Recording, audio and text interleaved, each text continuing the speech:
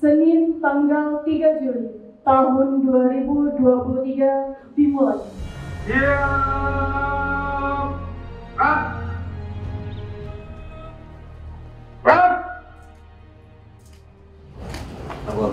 Apel gabungan tanggal 3 Juli 2023 siap dilakukan. Laksanakan.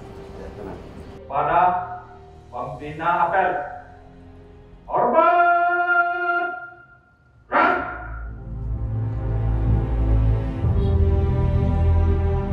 tegak, lapor apel gabungan aparatur sipil negara di lingkungan pemerintah Kota Banda Aceh, Senin 3 Juli tahun 2023. Siap dimulai. Laksanakan. Selamat Hari Raya Idul Adha 1444 Hijriah.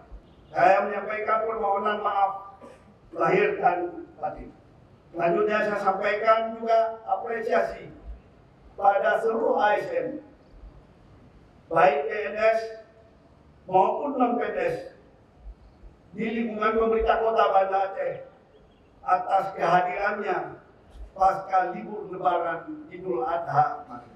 Berikutnya, saya juga ingin menyampaikan apresiasi pada seluruh aparatur sipil negara, baik PNS maupun non-PNS, para kecil dan ibu mungkin, serta para kepala sekolah di lingkungan pemerintah Kota Banda Aceh yang telah hadir tepat waktu di halaman Balai Kota Banda Aceh. Bapak Ibu yang kami muliakan, kami informasikan saat ini Pemko Banda Aceh dan Badan Perlindungan Pekerja Migran Indonesia BP2MI telah menjalin kerjasama terkait penempatan dan perlindungan pekerja migran Indonesia PMI asal Banda Aceh. Pemko Banda Aceh bertekad untuk terus memberantas praktik penyaluran pekerja migran ilegal dan tindak pidana perdagangan orang (TPP).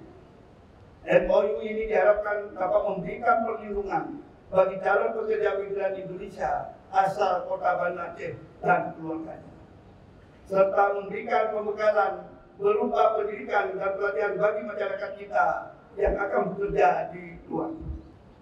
Peringatan Hari Koperasi Nasional tahun 2023 ini menjadi momentum bagi kita semua dalam memberikan kontribusi dalam menjalani masalah kemiskinan, pengangguran, dan penciptaan lapangan kerja.